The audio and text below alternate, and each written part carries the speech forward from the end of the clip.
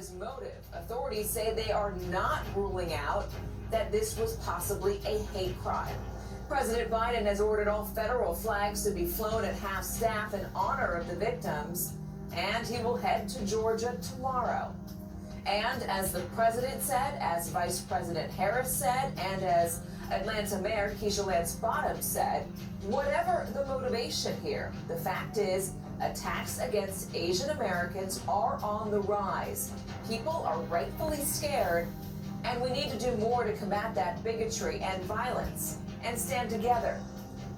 To that point, today in Congress, a House committee held its first hearing on the rise of anti-Asian discrimination in more than 30 years. But things quickly took a turn when Republican Congressman Chip Roy of Texas first said that all Americans deserve protection and to live in a free and secure society. Then he said some more things, and I want to warn you, some of this language is offensive. We're only going to play it once, and we're going to play it once because it not only matters, not only that violence matters, but words matter, and words can trigger violence. Here's what he said.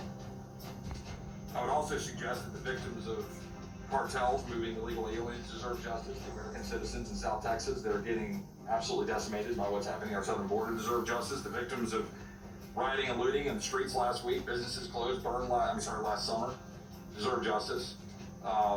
We believe in justice. Right? There's old sayings in Texas about, find all the rope in Texas and get a tall oak tree.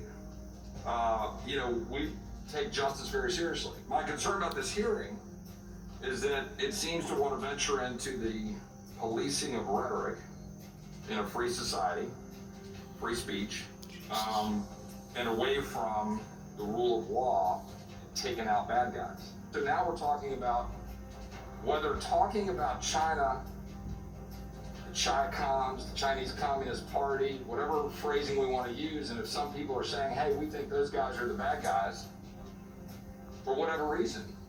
And let me just say clearly, I do. I think the Chinese Communist Party running the country of China, I think they're the bad guys. Again, this hearing was supposed to be about discrimination against Asian Americans. And in 2021, after everything that we have been through in this country, we know that words matter. And we know that words have consequences, especially words spoken by somebody in a position of power. Here's how Democratic Congresswoman Grace Meng of New York responded. We cannot turn a blind eye to people living in fear. I want to go back to something that Mr. Roy said earlier. Your president and your party and your colleagues can talk about issues with any other country that you want, but you don't have to do it by putting a bullseye on the back of Asian Americans across this country, on our grandparents, on our kids. This hearing was to address the hurt and pain of our community, to find solutions, and we will not let you take our voice away from us. Congressman Roy responded with a statement about his remarks that ended with the words, "No apologies."